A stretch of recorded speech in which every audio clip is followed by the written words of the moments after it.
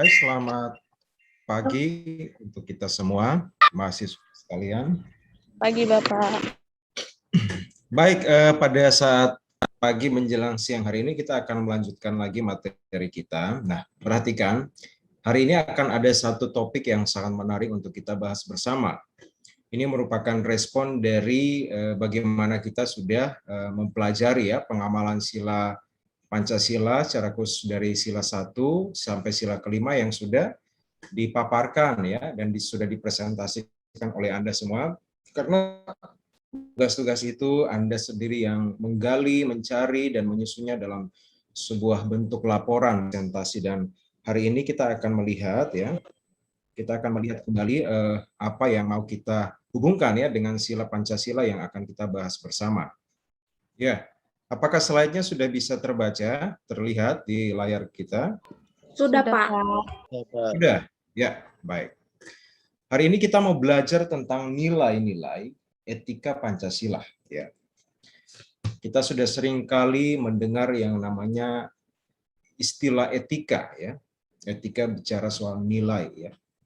Nilai sopan santun, ya, estetika, ya, kemudian norma, ya.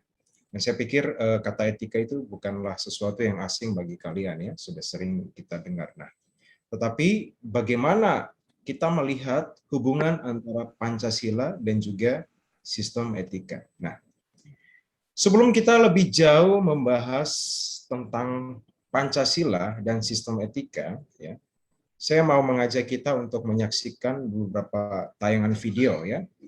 Kiranya tayangan video ini boleh memberikan satu gambaran bagi kita tentang yang namanya etika ya. Oke, perhatikan di sini ada garis tengah ya. Ada garis tengah, warnanya apa? Merah, Pak. Merah. Oke. Saya mau kelompokkan yang di sebelah kanan itu adalah human atau manusia ya. Sedangkan yang di sebelah sini saya kelompokkan inilah hewan-hewan. Nah, mari kita lihat.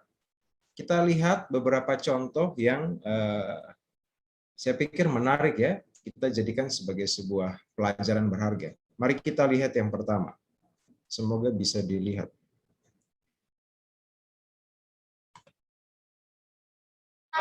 Suaranya terdengar atau tidak? Siapa Suaranya namanya, terdengar Dek? atau tidak? Kedengar, Pak. Oke, bagus ya. Perhatikan video pertama ya, yang ini, yang sebelah kiri.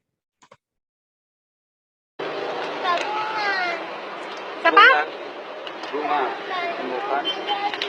Naik mobil tadi. Lihat mobil tadi. Gak mau dia terus. kalau mobil putih kamu tunjukkan mobil Mana? hitam. Kayak mobil hitam. Ah, kan baca putih, Avanza. Nanti begini lah. Ini ya. Ah, ini akannya ini. Diturunkan.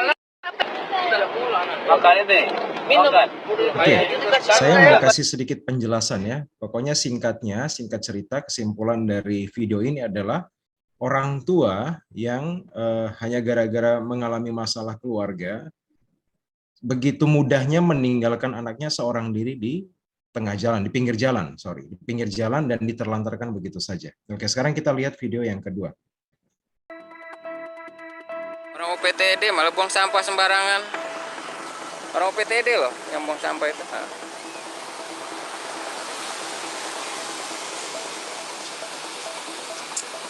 Masa buang sampah ke sungai? Jangan ke sungai dong Pak, buang sampahnya. Karena kan sungai itu kan bukan tempat sampah gitu loh. Kan Bapak orang OPTD. Di Pasar Maja kan ada tempat sampah juga kan. Iya jangan begitu. Ini sampah kan sungai loh, bukan tempat sampah. Ceritanya petugas kebersihan ya, yang secara resmi ditugaskan digaji oleh pemerintah, yang seharusnya membuang sampah pada tempatnya, tetapi justru melakukan tindakan membuang sampah di sungai dan mencemari, tentu saja mencemari sungai tersebut. Perhatikan video yang ketiga.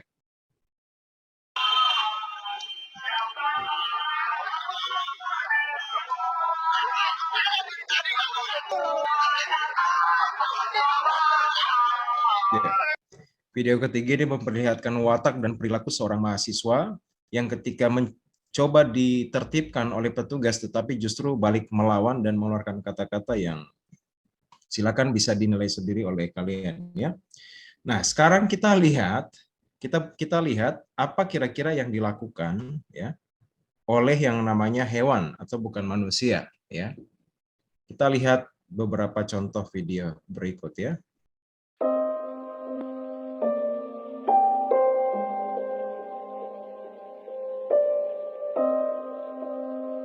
Ini sepertinya hewan ini ya, seperti berang-berang ya, kalau tidak salah ini berang-berang. Coba jalan ketika menyeberang dan lihat apa yang mereka lakukan.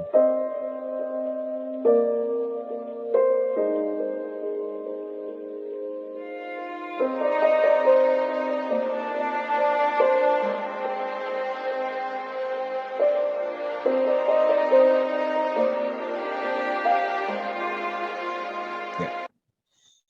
Sekarang perhatikan video yang kedua.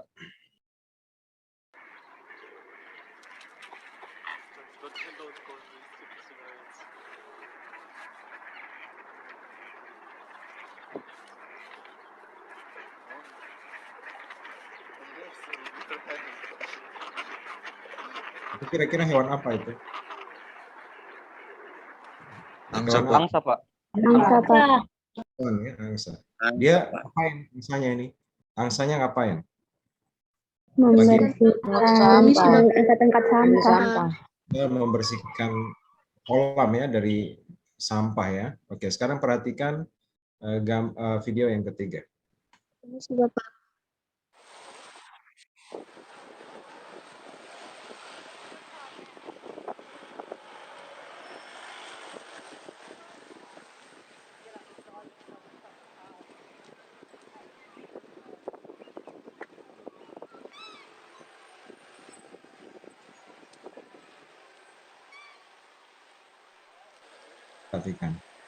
Perhatikan caranya melindungi anak-anaknya menyeberang. Ya, ada sedikit campur tangan manusia di situ. Tapi Anda perhatikan ya, perhatikan saja nilai-nilai apa yang disebutkan. Ketika anak-anaknya berdiam, ya, induknya tidak meninggalkan, tapi berusaha untuk selalu bersama-sama. Dari gambar itu, kira-kira apa yang bisa kita simpulkan? Silakan 1-2 pendapat. Yang saya tangkap, hewan kadang bisa lebih bermoral dan beretika, Pak, daripada manusia sendiri. Ya, terima kasih. Kesimpulan dari video ini adalah memperlihatkan bagaimana bergesernya nilai-nilai kemanusiaan yang dimiliki oleh manusia itu sendiri ya. Padahal kata manusia itu kan berasal dari kata human ya, bagaimana berperilaku selayaknya seorang manusia. Tetapi semakin hari kita melihat pergeseran nilai-nilai moral dan juga etika yang begitu nampak ya dalam kehidupan masyarakat. Nah, meskipun demikian, juga tentu saja banyak ya orang-orang yang masih mempertahankan nilai-nilai etika dalam kehidupan mereka. Ini hanya beberapa contoh saja yang menunjukkan bahwa dalam kehidupan kita ya, dalam kehidupan bersosial itu kita mudah sekali menjumpai yang namanya pergeseran atau lunturnya nilai-nilai moral dan etika dalam kehidupan masyarakat ya. Nah, pernahkah Anda mendengar tentang kata etika ya? Perhatikan ya. Kalau kita lihat ya secara etimologi bahasa, kata etika itu berasal dari bahasa Yunani ya. Mari kita dalami terlebih dahulu makna dari kata etika ya. Berasal dari kata ethos ya, yang artinya tempat tinggal yang biasa. Nah, perhatikan kenapa artinya itu tempat tinggal yang biasa. Perhatikan. Saya mencari tahu mengapa arti kata ethos atau kata etika dari bahasa aslinya, bahasa Yunani itu memiliki arti tempat tinggal yang biasa. Nah, ternyata kata biasa ini menunjukkan perilaku manusia yang sudah selazimnya, yang sudah biasa dilakukan. Ya, manusia itu terkenal dengan nilai-nilai kehidupan moral dan etika, punya malu, punya rasa. Ya, jadi kalau dikatakan tempat tinggal yang biasa ini berarti berbicara kepada perilaku manusia yang biasa pada umumnya. Dalam tanda kutip kita katakan normal, ya, normal. Nah, Ini satu pengertian yang dalam ketika kita bandingkan dengan situasi yang saat ini sedang terjadi di seluruh belahan dunia. Ya, nggak usah jauh-jauh di luar Indonesia, di dalam negeri kita saja. Atau tidak usah jauh secara nasional, kita lihat saja di daerah kita di Jayapura. Mudah kita menemukan orang membuang sampah sembarangan. Seorang ayah meninggalkan anaknya begitu saja ya, tanpa diurus ya. Ibu dengan tega ya, melukai anaknya. Dan masih banyak lagi kasus-kasus yang menunjukkan bahwa manusia itu sudah meninggalkan yang namanya kenormalan mereka sebagai manusia. Kenormalan ini atau yang biasa ini ditinggalkan dan menjadi yang namanya abnormal. Nah, abnormal inilah yang kita lihat itu sebagai suatu bentuk perilaku-perilaku menyimpang. Atau artinya mereka, orang-orang tertentu ya, yang sebenarnya menyadari bahwa dia sebagai manusia harusnya melakukan yang namanya melaksanakan atau mewujudkan yang namanya perilaku beretika, tetapi justru dia memilih untuk meninggalkan budaya normal itu dan melakukan yang namanya budaya abnormal atau tradisi yang tidak normal. Nah, itulah sebabnya ya, kata etos ini sebenarnya sederhana. Manusia selayaknya, menjadi manusia selayaknya ya. Manusia selayaknya itu seperti apa? Ya tentu saja manusia yang punya etika. Karena ketika seorang manusia itu diciptakan oleh Yang Maha Kuasa, itu sudah diperlengkapi dengan yang namanya pikiran, akhlak, nilai, ya, naluri dalam diri, hati nurani, dan lain sebagainya. Tetapi ketika seseorang itu meninggalkan yang namanya etika atau etos itu, yang dikatakan tempat tinggalnya yang biasa, dan pergi mencari satu tempat tinggal baru yang bukan tempat tinggalnya, dan melakukan perilaku yang bukan merupakan perilakunya, maka dikatakan dia tidak beretika. Ya. Sampai di sini bisa dimengerti ya? Menarik ya, saya pikir ini cukup menarik kita bahas ya. Nah, secara etimologis ya, perhatikan, etika berarti ilmu tentang segala sesuatu yang biasa dilakukan atau ilmu tentang adat kebiasaan. Adat kebiasaan yang layak yang biasa dilakukan oleh manusia, lumrah dilakukan oleh manusia. Peradaban manusia itu menunjukkan bahwa manusia pada dasarnya memiliki nilai-nilai etika dalam dirinya. Tahu membedakan mana yang baik, mana yang benar, mana yang salah ya. Mana yang baik, mana yang tidak baik, mana yang benar, mana yang salah. Mana yang beretika, mana yang tidak beretika. Mana yang memalukan, mana yang terhormat. Mana yang tampaknya aneh ya, dan mana yang tampaknya biasa. Nah, tetapi pada dasarnya kecenderungan kehidupan manusia itu kita tidak bisa pungkiri bahwa ada juga yang sengaja karena kepentingan pribadi, karena memang punya niat-niat tertentu demi kepentingan pribadi, menghalalkan segala cara yang tidak normal tersebut sehingga dilakukan dan terjadi yang namanya penyimpangan atau pelanggaran etika. Nah, etika ini punya konsekuensi yang berat ya dalam kehidupan sosial. Karena apa? Karena ini bicara soal nilai, perasaan ya. Syukur-syukur kalau yang disakiti itu hanya sekedar perasaan. Tapi kalau seandainya korban jiwa melayang hanya gara-gara persoalan masalah etika, nah saya pikir itu dampak yang luar biasa. Nah, perhatikan ya, pada umumnya ya, etika dimengerti sebagai pemikiran filosofis mengenai segala sesuatu yang dianggap baik atau buruk dalam perilaku manusia ya. Jadi ini punya kaitan dengan filsafat Pancasila ya. Bagaimana seseorang itu bisa menentukan perkara-perkara baik dalam dirinya dan juga perkara-perkara buruk dalam dirinya. Dan itu sangat berkaitan dengan yang namanya behavior atau perilaku manusia ya. Etika selalu terkait dengan masalah nilai. Sekali lagi, etika ini selalu terkait dengan masalah nilai. Nilai apa? Nilai ujian, bukan ya? Tentu bukan ya. Nilai-nilai norma. Ya, nilai-nilai moral ya, sehingga perbincangan tentang etika pada umumnya membicarakan tentang masalah nilai baik atau buruk. Nah, jadi ada dua oposisi ya, baik dan buruk selalu ada pada dua oposisi, sehingga kalau kita di tengah-tengah itu ya kadang-kala dikatakan sebagai orang yang pelin-pelan ya, orang bermuka dua ini kalau kita berada di tengah-tengah ya. Nilai sebagai standar, ini nilai yang tadi, nilai etika ini dikatakan sebagai standar fundamental, ya, mendasar, penting, diterapkan seseorang dalam pergaulannya, ya, dengan orang lain, sehingga suatu perbuatan dapat dikategorikan etis atau tidak. Nah, sekali lagi, ketika seseorang ini seseorang menerapkan nilai dalam kehidupannya, dalam hubungannya atau relasinya dengan orang lain dalam sebuah pergaulan, maka perilaku itu nanti akan mendapatkan sebuah penilaian etis atau tidak etis, baik atau tidak baik. Yang dia lakukan ini benar atau salah, dan seterusnya. Nah, jadi etika ini memberikan gambaran kepada kita tentang dua hal. Sesuatu yang kita anggap sebagai kelayakan, dan sesuatu yang kita anggap sebagai ketidaklayakan, ketidaklayakan. Dan itu tentu saja berhubungan dengan yang namanya perilaku manusia. Sampai di sini bisa dimengerti ya. Mengapa etika itu sangat ditekankan dalam kehidupan kita? Karena kita sudah melihat kecenderungan-kecenderungan yang terjadi dalam kehidupan kita dewasa ini, bahwa masyarakat pada umumnya sudah tidak begitu memperhatikan yang namanya etika.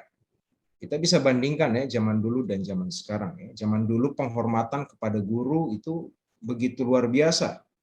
Kalau Bapak jalan waktu SD, SMP itu kalau jalan kita mau lewat depan guru itu kita rasa sungkannya luar biasa. Bukan takut, tapi kita rasa sungkan. Kita rasa sungkan karena begitu menghormati guru. Kalau perlu itu saya putar saya putar jauh Saya mutarnya itu jauh, kalau bisa jangan lewat depan guru. Tapi zaman sekarang kita melihat anak-anak sekolah zaman sekarang itu sepertinya bergaul bebas, menganggap guru itu seperti teman biasa Begitu mudahnya mereka. Nah, saya bukan bicara soal interaksi yang dekat yang akrab antara guru, tetapi saya melihat ada nilai-nilai penghormatan yang mulai bergeser atau mulai luntur di sana Oke, sekarang kita akan mendalami yang namanya etika itu sendiri. Kita lihat aliran-aliran etika. Nah, kalau kita bicara etika ini kan banyak Etika itu banyak sekali alirannya, banyak sekali jenisnya, banyak sekali kategorinya, dan kita perlu memisah-misahkan dan juga melihat aliran-aliran etika itu sendiri di dalam beberapa cabang ilmu. Nah, aliran orientasi watak nilai dan beberapa keterangan yang mendukung aliran etika tersebut. Secara umum etika yang kita kenal dalam kehidupan manusia itu ada tiga model aliran etika. Yang pertama kita sebut sebagai etika keutamaan. Orientasinya seperti apa?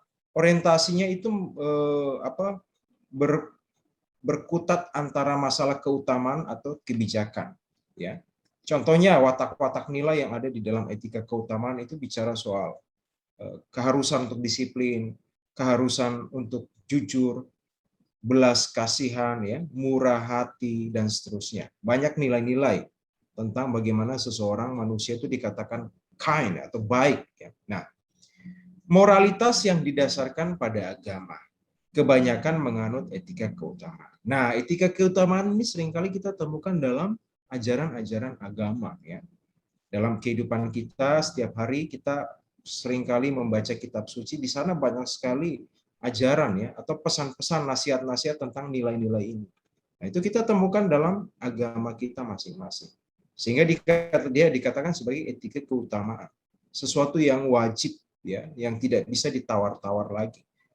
Bukan karena ada satu perintah bahwa nanti kalau kita melakukan pelanggaran terhadap hukum agama nanti kita menjadi berdosa. Sebenarnya bukan itu Tetapi bagaimana kita digiring untuk menjadi manusia ciptaan Tuhan yang layak sebagai seorang manusia. Nah, itu Nah, saya perlu jelaskan juga di sini. Kemudian perhatikan ada aliran etika yang namanya teleologis. Nah, bukan teologis ini teleologis namanya.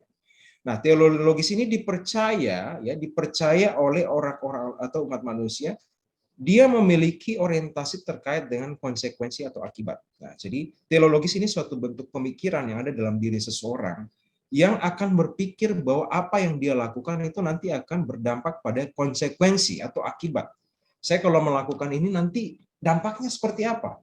Saya kalau melakukan ini nanti dampaknya seperti apa, konsekuensinya seperti apa. Jadi ada satu kesempatan bagi dirinya untuk berpikir dalam diri. untuk menentukan pilihan beretika mana yang harus dia lakukan. Nah, watak nilainya itu dia berorientasi atau dia mengacu kepada yang dikatakan kebenaran atau kesalahan, didasarkan pada tujuan akhir. Nah, jadi sesuatu yang benar nanti berakibat apa pada tujuan akhir. Sesuatu yang kalau salah dilakukan berakibat apa pada tujuan akhir. Itu watak nilainya. Jadi bukan soal saya akan dipandang sebelah mata oleh agama, ya, saya akan dipandang sebelah mata oleh manusia lain, tidak. Tetapi yang dituju di sana adalah tujuan akhir, konsekuensi yang tadi. Ya. Nah, perhatikan aliran etika yang berorientasi pada konsekuensi atau hasil, ya. Semua kejadian terarah pada suatu tujuan. Ya. Contohnya seperti eudaimonisme, ya, hedonisme, ya, utilitarianisme. Nah, ini adalah cabang-cabang ilmu pengetahuan ya tentang filsafat ya yang orientasinya itu adalah pada perhatikan filsafat ya. Filsafat modern. Mengapa dikatakan filsafat modern? Karena orientasi tadi dikatakan kepada konsekuensi atau akibat. Jadi seseorang itu berpikir terlebih dahulu lalu dia melakukan sesuatu ya. Jadi aliran-aliran seperti hedonisme dan utilitarianisme ini adalah aliran-aliran ya kepercayaan beberapa kelompok manusia ya yang berkata bahwa saya akan menjadi baik dan orang-orang yang ada di sekeliling saya akan menjadi baik tergantung dari apa yang saya lakukan. Ya, jadi saya punya tugas yang penting sekali. Saya punya tugas utama sebagai diri saya sebagai manusia, bahwa apa yang saya lakukan itu pasti akan berdampak pada diri saya dan juga bagi orang lain. Nah, itu teologis ya. Semoga Anda bisa mengerti ya. Kemudian perhatikan yang terakhir adalah deontologis. Nah, ini adalah satu aliran etika. Dia punya orientasi itu adalah suatu kewajiban atau keharusan ya. Jadi ada kesadaran dalam diri bahwa itu harus dilakukan. Itu sudah wajib dilakukan. Kalau saya tidak melakukan ini rasanya tidak bisa. Itu sudah jadi satu kewajiban. Ya bisa saja merupakan bentuk nasihat ya dari nenek moyang kita ya atau adat istiadat dalam sebuah suku. Jadi itu suatu keharusan, kewajiban. Nah, di sini watak nilainya adalah kelayakan, kepatutan, kepantasan ya. Jadi penilaian kewajiban dan keharusan ini bisa saja bersumber dari luar atau dari dalam. Dari dalam adalah diri kita sendiri dan dari luar itu adalah orang lain yang menilai. Nah, perhatikan. Pandangan etika yang mementingkan kewajiban seperti halnya pemikiran Immanuel Kant ya. Immanuel Kant ini bicara tentang suku-suku bangsa yang terkenal dengan sikap imperatif kategoris ya. Perbuatan baik dilakukan tanpa pamrih. Nah, perhatikan. Deontologis ini mengajarkan seseorang bahwa dia melakukan suatu bentuk perilaku yang beretika. Karena itu adalah suatu kesadaran dalam dirinya. Wajib saya lakukan. Keharusan ya. Bahwa kalau saya tidak melakukan itu, saya merasa diri tidak layak. Saya merasa diri tidak patut ya, tidak patut menjadi seorang manusia. Kepantasan ya. Saya tidak pantas dikatakan sebagai manusia. Nah, jadi deontologis ini merupakan kesadaran pribadi yang muncul dari dalam diri kita. Nah, kemudian pertanyaannya, aliran etika mana yang perlu kita ikuti, yang perlu kita jadikan sebagai pedoman? Tentu saja bukan salah satu ya, tetapi semua aliran etika keutamaan ini perlu kita lihat orientasi dan watak-watak nilainya masing-masing. Dan perlu kita ambil beberapa remah-remah yang positif daripadanya, sehingga itu kita jadikan sebagai pedoman dalam kita melaksanakan seluruh perilaku kita sebagai manusia yang beretika. Nah, jadi etika keutamaan ya, teologis dan deontologis ini semuanya itu dirangkum menjadi satu kesimpulan dan itu dijadikan sebagai dasar untuk merumuskan yang namanya Pancasila. Karena Pancasila itu kan tidak berdiri sendiri. Pancasila itu selalu berusaha untuk mencari hal-hal baik dari segala sumber. Ya. Nah, itu sesuatu yang perlu kita pahami bahwa Pancasila itu tidak pernah menutup diri. Pancasila itu selalu terbuka untuk melihat hal-hal baik apa yang bisa dijadikan sebagai penambah nilai ya dalam tubuh Pancasila itu sendiri ya. Nah, perhatikan.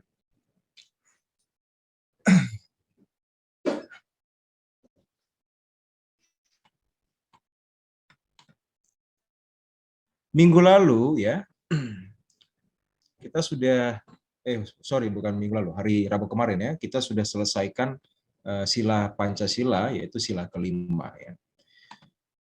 Sila 1 sampai sila kelima itu kita sudah jabarkan dalam suatu bentuk pengamalan ya.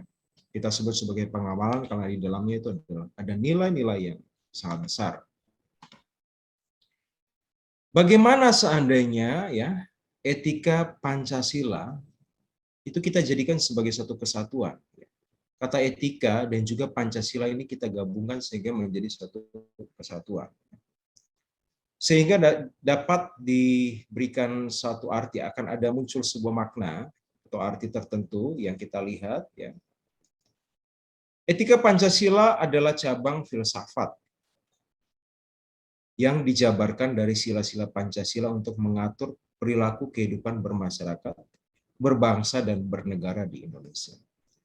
Sekali lagi, etika Pancasila adalah cabang filsafat yang dijabarkan dari sila-sila Pancasila untuk mengatur perilaku kehidupan bermasyarakat, berbangsa, dan bernegara di Indonesia. Nah, inilah yang perlu kita pahami bersama. Bahwa ternyata dalam sila Pancasila itu juga terkandung yang kita sebut sebagai nilai-nilai etika. Nilai-nilai etika yang kemudian kita pahami sebagai etika Pancasila. Ya. Etika versi Pancasila kita. Nah, apa kira-kira kandungan nilai yang kalau kita simpulkan di dalam 5 sila yang sudah kita pelajari. Ya. Terdapat 5 dasar nilai etika yang terkandung dalam Pancasila. Yang pertama, ketuhanan yang Maha Esa. Di dalamnya itu ada nilai etika spiritual. Ya. Bagaimana seseorang manusia itu melakukan tugasnya sebagai seorang warga negara atau umat yang beragama. Ya. Seorang ciptaan Tuhan, apa yang harus saya lakukan? Bagaimana sikap saya kepada Tuhan yang saya sembah dan muliakan? Dan bagaimana merespon perintah Tuhan dalam ajaran agama saya terhadap sesama saya manusia. Nah, itu adalah nilai yang terkandung dalam nilai spiritual. Kemudian, sila yang kedua, kemanusiaan yang adil dan berkandungan nilai etika humanis di sana. Ya. Jadi kita panjang lebar bicara soal manusia yang adil dan beradab. Itu di dalamnya itu ada sebuah nilai yang kita sebut sebagai nilai-nilai humanis. Ya. Human, manusia, nilai-nilai kemanusiaan. Kemanusiaan yang bagaimana? Kemanusiaan yang tadi itu yang memberikan contoh-contoh buruk tentu tidak. Humanis yang normal, ya saya katakan normal. Meskipun kata normal ini kan relatif sekali ya. Kalau kita katakan normal, normal itu normal seperti apa? Bahwasanya setiap manusia itu punya perilaku, tabiat yang begitu berbeda antara satu dengan yang lain. Tetapi normal di sini kita maksudkan adalah oposisi yang tadi ya, yang ada di kiri, yang ada di kanan dan yang ada di kiri. Yang kita maksudkan adalah yang baik itu ya. Kemudian yang ketiga, nilai solidaritas ya. Persatuan Indonesia. Oh, ternyata penjabaran sila persatuan Indonesia yang isinya tentang budaya gotong royong ya, budaya kerjasama ya, budaya kesatuan ya, budaya kekuatan bersama, itu isinya tentang nilai etika solidaritas. Solidaritas ini sudah jarang kita temukan ya, kita sudah sering membahasnya ya dalam beberapa pertemuan. Bagaimana nilai-nilai solidaritas di zaman sekarang ini sudah mulai luntur. Nah, itu persoalannya. Ya. Kemudian, sila keempat ya, kerakyatan yang dipimpin oleh hikmat kebijaksanaan dalam permusyawaratan perwakilan. Meskipun orientasinya itu kepada struktur pemerintahan, ya, bagaimana kita melakukan demokrasi, tapi ternyata di dalamnya itu ada nilai etika yang kita sebut sebagai penghargaan akan orang lain atau penghargaan terhadap orang lain. Benarkah sampai saat ini manusia itu masih melakukan yang namanya penghargaan akan orang lain?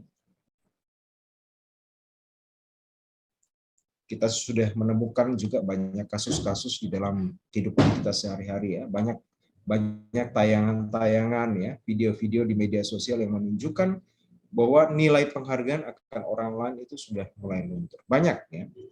Contohnya Anda lihat di YouTube saja ya, klik di kolom searching ya. Tak beretika, manusia tidak beretika. Nah, ketika kita tulis begitu, banyak sekali video-video yang muncul, entah itu video amatir ya, video yang sudah dikemas dalam bentuk berita dan lain sebagainya, menunjukkan bahwa manusia zaman sekarang itu sudah tidak begitu mau mempedulikan atau menghargai orang lain. Nah, ini nilai yang keempat yang kita lihat dari etika Pancasila. Yang kelima, keadilan sosial bagi seluruh rakyat Indonesia. Nah, kalau ini kan kita sudah lihat ya, orientasi kata adil itu lebih kepada bagaimana kita memberikan suatu bentuk keadilan kepada orang lain.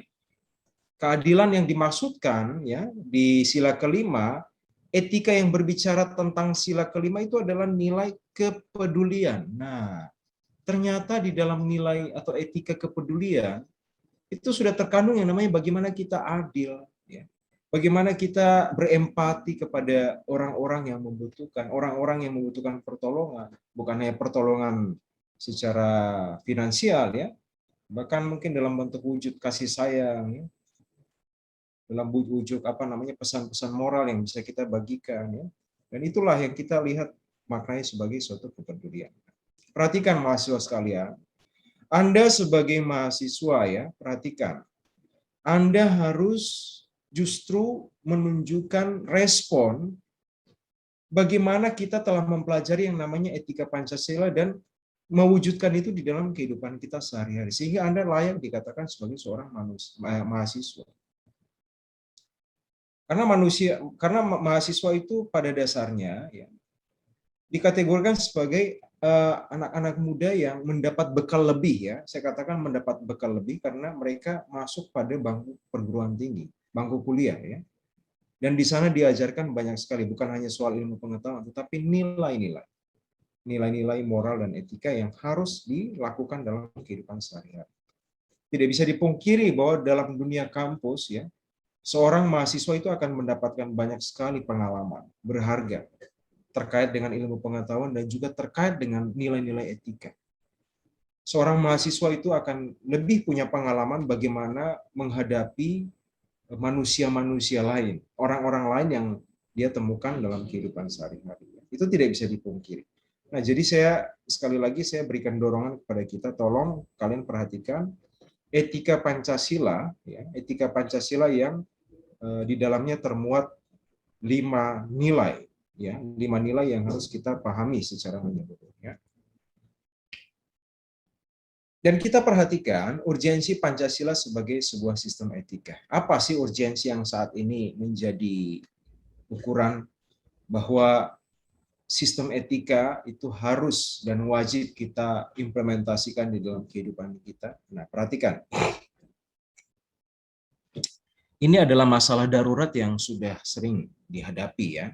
Bahkan bukan masalah yang asing dalam kehidupan kita.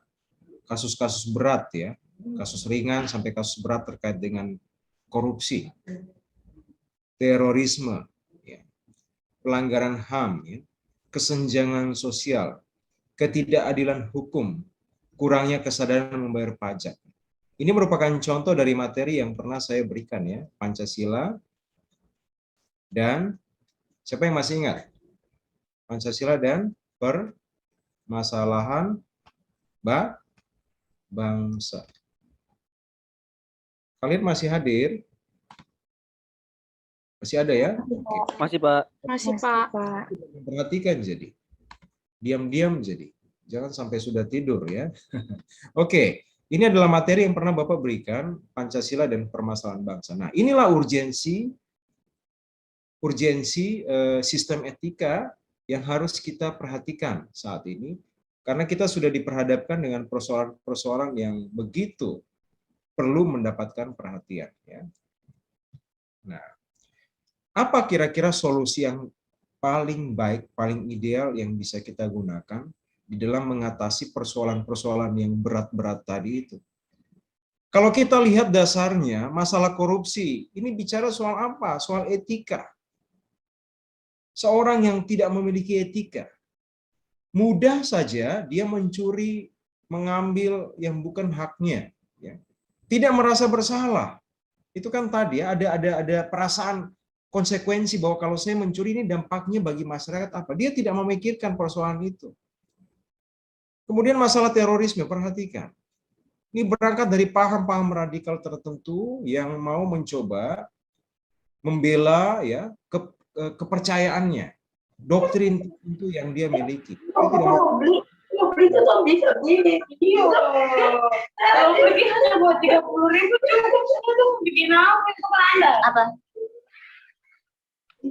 Tolong di-mute ke yang belum di-mute mic-nya. itu kelihatan sekali itu ya. Yang ribut itu tampaknya tidak sedang konsentrasi ya, tidak sedang konsentrasi pada perkuliahan itu kelihatan sekali. Ya, sorry yang ini ya, masih yang ini perhatikan. Masalah terorisme kembali tadi, ini persoalan etika dalam kaitannya dengan etika keutamaan yang pertama tadi. Dia salah menangkap nilai-nilai etika yang terkandung dalam ajaran agama. Nah, saya sekali lagi saya tidak mau menyebutkan ini agama apa, kepercayaan apa, tidak. Tapi orang yang melakukan tindakan-tindakan terorisme, meneror, mengancam, itu saya katakan mereka adalah orang-orang yang tidak normal tadi itu ya. Tidak beretika. Pelanggaran HAM, apalagi ini kasus berat juga. Hak asasi orang dirampas, hak asasi, hak dasar dirampas, diambil. Ya. Tentu saja pelakunya adalah orang yang tidak beretika. Kesenjangan sosial, ya, kesenjangan sosial kita lihat di mana-mana. Ada masyarakat, ya, kelompok masyarakat yang berjibaku dengan persoalan kemiskinan mereka, berjibaku dengan persoalan akhlak, ya, anak-anak yang kurang ajar, anak-anak yang tidak tahu diri, ya, anak-anak yang melawan orang tuanya, bahkan kehidupan anak-anak muda yang mabuk-mabukan dan lain sebagainya. Kesenjangan sosial ini mudah kita temukan dalam kehidupan sehari-hari. Persoalannya apa? Apakah yang salah masyarakatnya? Ataukah yang salah pemerintahnya? Kita tentu tidak bisa langsung memberikan penilaian seperti itu. Pasti ada sebuah akar, ya, akar masalah. Dan akar ini, ya, biasanya kalau ditelusuri lebih jauh itu berangkat dari persoalan etika. Etika siapa? Bisa saja etika seorang penguasa, etika seorang pemimpin daerah, atau bahkan etika masyarakatnya sendiri yang mungkin malas-malasan dan tidak mau bekerja. Nah, ketidakadilan hukum, ya, ini ya yang kita bahas beberapa waktu lalu dalam sila ke-5 Pancasila, ya. Bagaimana hukum itu bisa dibeli, ya, keadilan itu bisa dibeli. Kembali masalah etika. Etika siapa? Tentu saja etika orang-orang yang seharusnya menjalankan perannya sebagai orang-orang yang adil, yang memutuskan keputusan yang adil, tapi tidak melakukannya, justru tidak melakukannya. Yang terakhir, kesadaran membayar, kurangnya kesadaran membayar pajak. Ini adalah contoh-contoh dari perilaku-perilaku menyimpang, ya, perilaku menyimpang, melanggar, ya, yang berangkat dari persoalan tidak dilakukannya sistem etika yang baik dalam kehidupan mereka. Sistem etika ini tidak berjalan di dalam suatu pola kehidupan masyarakat atau individu tertentu. Kira-kira apa solusi terbaik yang bisa kita jadikan sebagai pemecah masalah dari persoalan-persoalan yang tadi kita sudah hadapi? Nah, penerapan etika Pancasila, ya, sebagai tuntunan dalam kehidupan bermasyarakat, berbangsa, dan bernegara. Kita sudah belajar yang namanya filsafat, ya, Pancasila. Filsafat Pancasila ini mendorong seorang manusia, khususnya seorang warga negara, khususnya untuk dapat memikirkan secara kritis apa yang layak, apa yang harus dia lakukan, ya, apa yang harus dia pikirkan, apa yang harus dia ucapkan sebagai seorang manusia, sebagai seorang masyarakat Indonesia. Dalam hal ini Anda sebagai seorang mahasiswa. Filsafat Pancasila ini mendorong kita juga pada akhirnya untuk melihat etika ini sebagai suatu hal yang sangat-sangat fundamental yang harus kita sadari, kita miliki, kita pahami, dan tentunya kita lakukan di dalam kehidupan kita. Ketika etika Pancasila ya yang sudah kita pelajari nilai-nilai tadi, itu kita jadikan sebagai tuntunan. Perhatikan, tuntunan dalam kehidupan kita dalam bermasyarakat, berbangsa, dan bernegara. Maka persoalan-persoalan yang ini tentu saja akan mulai teratasi, meskipun tidak langsung ya dan tidak menyeluruh. Satu persatu pasti akan teratasi ketika kita membenahi yang namanya sistem etika di dalam kehidupan pribadi lepas pribadi. Karena kita lihat ini dasarnya adalah manusia tidak memiliki etika. Orang-orang tertentu tidak memiliki etika. Bisa saja dia paham tentang etika. Ya, etika. Tetapi masalahnya etika itu hanya ada ya. Etika itu hanya ada dalam pikirannya saja. Perhatikan. Hanya ada dalam pikiran tapi tidak dilakukan. Banyak sekali oknum-oknum yang kita sudah, mereka itu orang-orang pintar ya, orang-orang terpelajar, orang-orang yang mampu, orang-orang yang berpendidikan tinggi, tetapi ternyata pemahaman tentang etika, nilai-nilai itu hanya ada di dia punya otak saja ya, di sini otaknya, di kepala. Disimpan saja di sini, tapi tidak mau dilakukan. Nah, itu ibaratnya ada pepatah mengatakan kalau kita hanya percaya tapi kita tidak melakukan, maka kepercayaan kita itu menjadi sia-sia. Nah, menarik ya. Nah, alasan munculnya, ya perhatikan. Nah, sorry ini Bapak tidak bisa baca.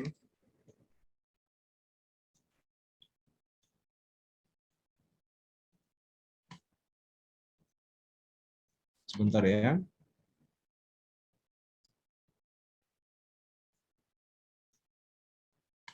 Oke. Nah, alasan munculnya Pancasila sebagai sistem etika. Ya.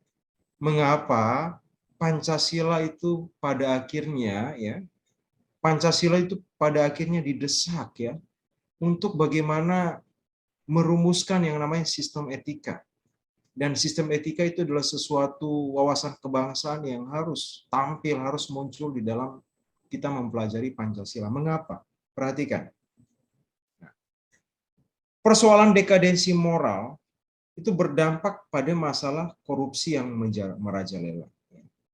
Korupsi yang merajalela itu akan berdampak pada kurangnya kontribusi di dalam pembangunan. Terjadi ya, anggaran-anggaran ya yang seharusnya sudah diperuntukkan bagi pembangunan itu menjadi berkurang bahkan menjadi hilang.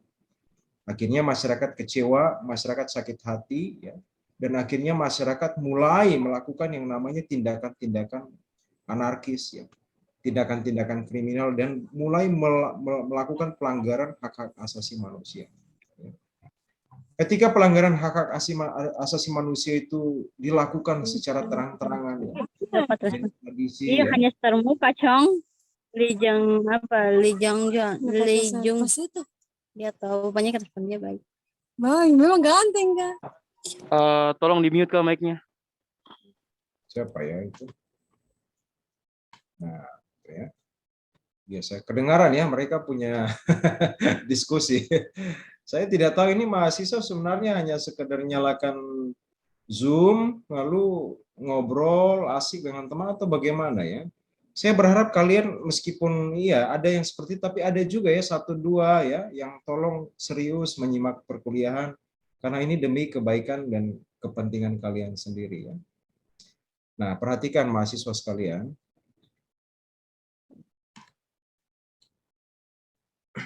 Ini Bapak kan lagi di ruang kerja ini ya. Bapak lagi di ruang kerja. Ini di depan kampus ya. Di depan kampus ini sedang terjadi perkelahian ini. Saya lagi lihat ini. Kalau saya putar kamera ke sana kayaknya nggak akan kelihatan. Pertengkaran yang terjadi itu antar anak-anak SMP sendiri. Mereka baku pukul di depan jalan. Kelihatan ya. Nah, Di daerah mana itu, Pak? Bapak kan di kampus Otto Gessler ya. Di kampus Otto Gessler. Nah, perhatikan. Ini ada sesuatu yang aneh ya. Ini langsung ya, ini cerita nyata ya di depan kita semua ya. Jadi pertengkaran antara anak-anak SMP terjadi ya. Kemudian di kiri kanan itu ada orang dewasa, ada mahasiswa ya. Bahkan di situ saya lihat kayaknya ada guru-guru juga yang tidak mau melerai, yang tidak mau memisahkan ya. Hanya dinonton begitu saja.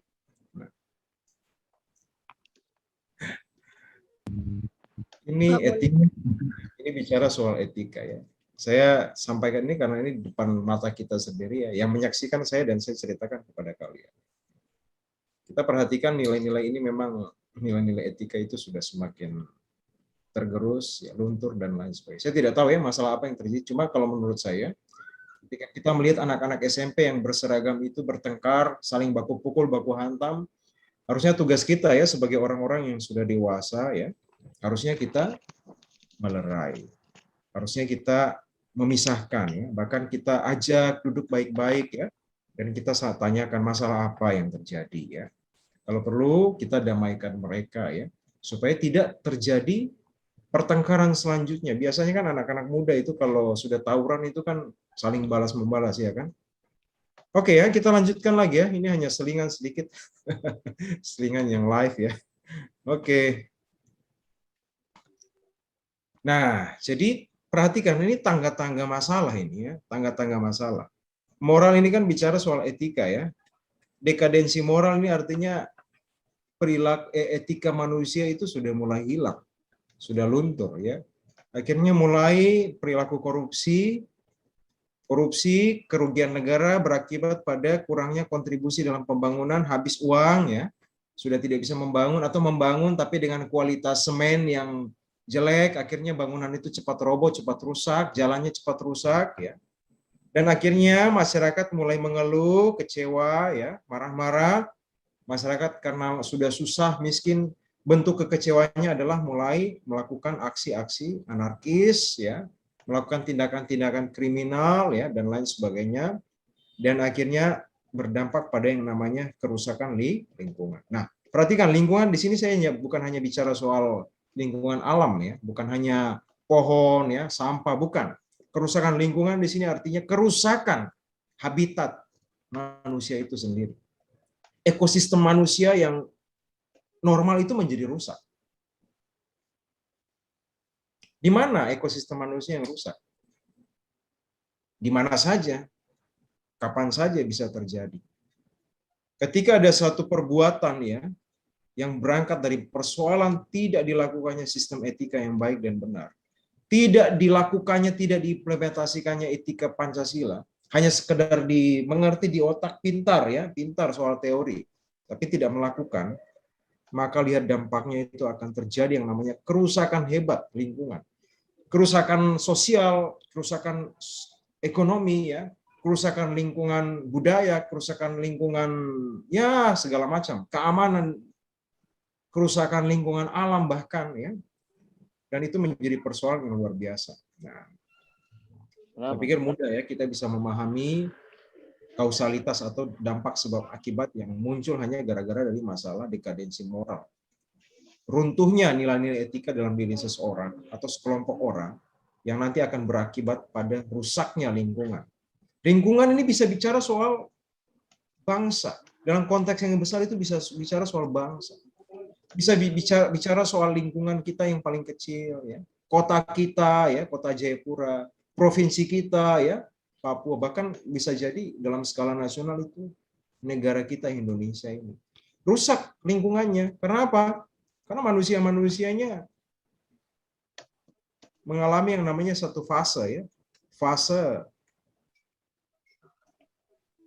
tidak melakukan sistem etika dan akhirnya berdampak pada perilaku-perilaku menyimpang lainnya, saling berkaitan, saling berhubungan, saling berinteraksi satu dengan yang lain. Ya. Nah, perhatikan ya, ini simbol-simbol yang begitu berharga bagi kita, mulia sekali. Saya selalu ya, Bapak itu tidak pernah berhenti ya, kagum, bangga, terharu dengan yang namanya Pancasila. Kenapa? Karena bagi saya itu ya, selama Bapak sebagai seorang pengajar, mengajar yang namanya nilai-nilai Pancasila itu sepertinya terharu begitu. Bahkan kadang-kadang tuh ingin rasanya menangis. Karena apa? Sepertinya Pancasila ini adalah anugerah Tuhan yang luar biasa bagi kita. Aduh, saya tidak bisa bayangkan kalau dari dulu kita yang berbeda-beda ini, kita terus perang ya. Kita di Papua saja ada 250 suku besar. Bayangkan kalau kita tidak bisa saling menerima satu dengan yang lain, pasti perang suku itu akan terus terjadi. Atau bahkan mungkin kita antar daerah ingin memisahkan diri dari Indonesia.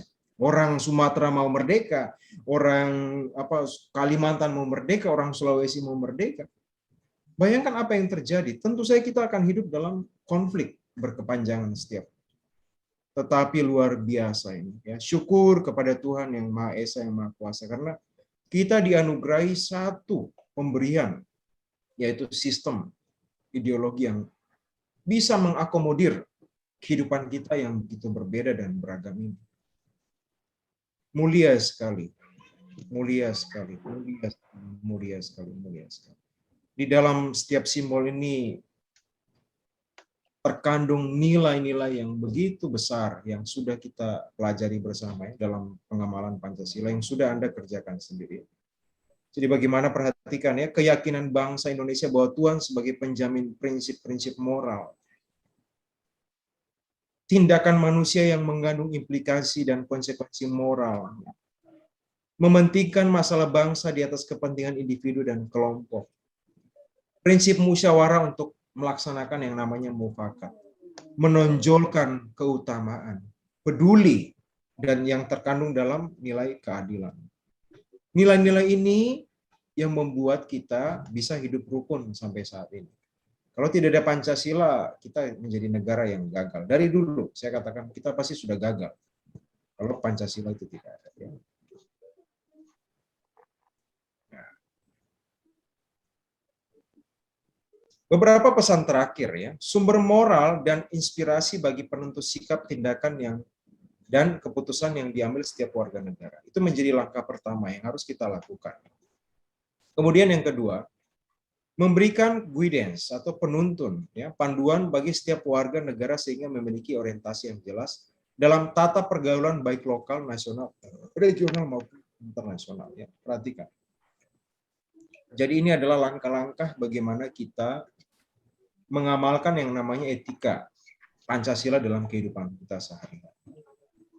Selanjutnya pada langkah yang ketiga, ya, sistem etika itu akan menjadi dasar analisis bagi berbagai kebijakan yang dibuat oleh penyelenggara negara. Perhatikan. Jadi etika itu akan menjadi dasar analisis. Baik itu dalam perumusan undang-undang, ya, dalam memutuskan satu kebijakan. Ya. Etika Pancasila itu menjadi dasar analisis yang dibuat oleh negara dalam rangka penyelenggaraan negara itu sendiri. Dan yang keempat, perhatikan.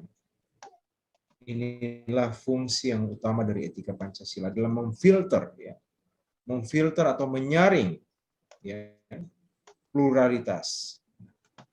Mengapa Pancasila itu menjadi sebuah filter? Ya, karena kita itu pada dasarnya beragam. Kita ini plural, ya. Plural itu kita beragam, kita majemuk. Tapi filter ini, ya, filter etika Pancasila ini memberikan kita satu nilai yang sama, satu pemahaman etika yang sama, sehingga kita bisa saling menerima satu dengan yang lain. Kita beruntung, ya, beruntung sekali karena apa? Karena 6 agama yang kita anut di negara kita, yang tadi yang saya jabarkan sebagai aliran etika keutamaan itu, ternyata semuanya mengajarkan nilai-nilai yang sama tentang etika.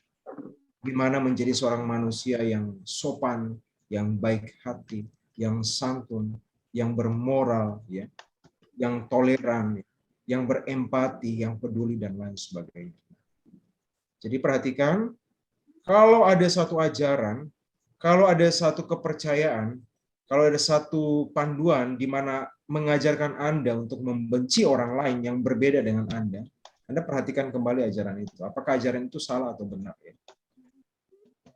Setiap ajaran agama yang kita anut, yang kita miliki itu pasti mengajarkan kita untuk dapat menerima, menyayangi setiap orang yang sama dengan kita, meskipun mereka berbeda. Ya.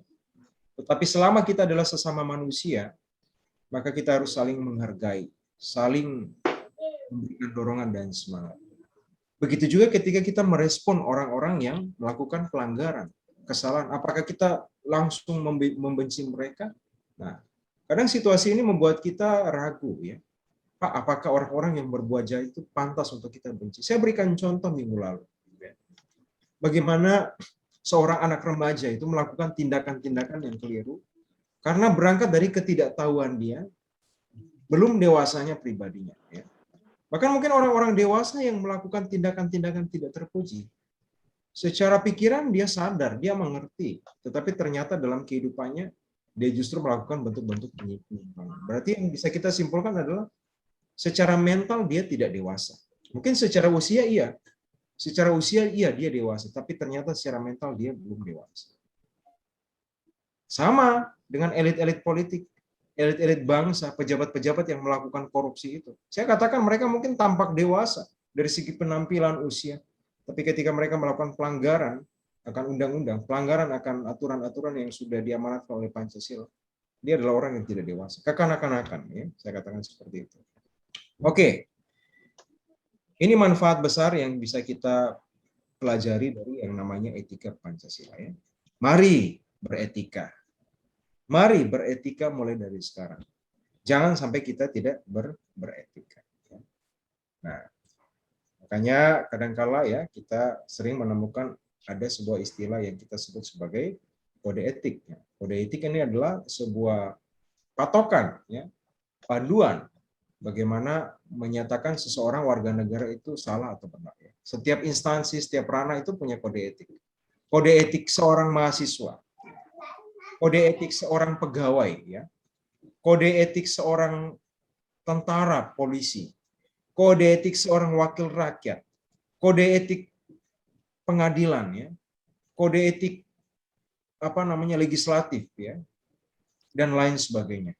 Jadi semua kelompok komunitas masyarakat itu selalu diatur dengan yang namanya aturan kode etik. Bagaimana seseorang itu melakukan apa yang layak dia lakukan sebagai seorang manusia yang aktif pada organisasi atau kelompok-kelompok tersebut. Ya. Jadi karena etika itu begitu berharga, begitu penting untuk dilakukan, sehingga kode etik itu kadang-kala tidak bisa disingkirkan. Itu selalu menjadi satu aturan mendasar dalam budaya kerja, administrasi, birokrasi dimanapun. Ya. Nah, kesimpulan ya, Pancasila sebagai sistem etika adalah cabang filsafat yang dijabarkan dari sila-sila Pancasila untuk mengatur perilaku kehidupan bermasyarakat, berbangsa, dan bernegara. Sekali lagi, filsafat Pancasila sebagai sistem etika adalah cabang filsafat yang dijabarkan dari sila-sila Pancasila untuk mengatur perilaku kehidupan bermasyarakat, berbangsa, dan bernegara. Pentingnya Pancasila sebagai sistem etika ya adalah untuk menjadi rambu normatif. Ini dia ya. Rambu normatif dalam mengatur perilaku kehidupan bermasyarakat. Nah, rambu normatif. Kita tahu rambu ya. Rambu itu tanda-tanda penuntun di jalan ya. Ada traffic light ya, lampu lalu lintas ya. Kalau hijau, kalau merah tandanya apa? Berhenti, Pak. Siapa di sini yang kalau ke kampus atau kemana pakai motor? Saya, Pak. Yang perempuan-perempuan juga sudah bisa bawa motor? Oke. Ya, Pak. Intermezzo sedikit ya. Kalau warna merah itu artinya apa? Berhenti. Berhenti. Oke. Tanda berhenti, Pak. Oke, siap. Bagus ya. Kalau merah itu tandanya berhenti. Kalau hijau itu artinya apa? Jalan. Ya, boleh jalan ya, dipersilakan untuk jalan. Nah, sekarang saya mau tanya, lampu kuning itu artinya apa? Hati-hati. Siap. Kalau hati-hati kayaknya Siap. Bersiap. artinya apa? Lampu kuning kan ada di tengah-tengah kan? Jadi yang di atas Waspada. di bawah kuning, di bawahnya hijau kan? Nah, saya mau tanya makna warna kuning itu apa? Bersiap-siap untuk jalan. Siap-siap, Waspada. siap-siap Jalan untuk, pelan. siap-siap untuk jalan. Oke, ya. Sekarang perhatikan. Apakah benar ya? Apakah benar fungsi lampu merah itu diperuntukkan siap-siap untuk jalan? Nanti hijau baru jalan. Yang terjadi kalau kita lihat di Jayapura kayak bagaimana? Kalau di Jayapura Jalan. Kuning tuh lembab. Di Jayapura hampir semuanya hijau, Pak. belum hijau mereka sudah jalan. Ya, tadi Semuanya Alvin hijau. bahasa bagus ini, Pak. Meskipun merah, kuning, hijau, tapi bagi orang Jayapura itu semuanya hijau, Pak. Iya, Pak. Iya. Kalau untuk tempat-tempat sepi ya lah, boleh semuanya hijau, tancap saja. Tapi saya perhatikan gejala ini kan bukan hanya di Jayapura. Saya lihat juga di Pulau Jawa juga begitu ya. Lampu kuning itu artinya siap-siap untuk berhenti dan siap-siap untuk jalan. Nah, biasanya kita diminta untuk siap-siap untuk berhenti. Bahwa setelah lampu hijau, tiba-tiba menyala lampu kuning. Artinya kita sudah harus bersiap-siap untuk berhenti. Artinya kita melambatkan kendaraan kita kan. Lambat, pas merah, oke, stop, berhenti. Tapi kalau di Jayapura tidak ya. Di Jayapura itu kuning artinya tancap gas. Iya toh? Kalau kuning artinya tancap gas. Jangan sampai dapat merah ya. Nah, sama juga sebaliknya, lampu merah mau ke lampu hijau kan, artinya siap-siap untuk jalan. Kuning itu artinya bukan untuk siap-siap jalan, tapi sudah boleh jalan. Ini kasihan ya, kadang-kala yang nyebrang dari sebelah kiri, sebelah kanan itu, mereka masih hijau, kita kuning, kita sudah jalan, akhirnya mereka rasanya, seperti mau ditabrak. Nah, saya sering, ini bicara soal apa sebenarnya? Ini bicara soal etika ya, etika berkendara. Tapi sebenarnya perhatikan, traffic light tadi, rambu-rambu itu ya, dilarang belok kiri, dilarang belok kanan, dilarang stop, dilarang parkir dan sebagainya. Dilarang ya, rambu normatif ya. Rambu normatif di dalam depan. Tetapi berapa kali kita lihat rambu itu dilanggar? Rambu itu dibuat senang sekali ya kalau dilanggar ya. Apalagi anak-anak remaja paling suka ya. Semakin dilanggar semakin bangga, semakin keren ya seperti itu. Nah, etika juga demikian.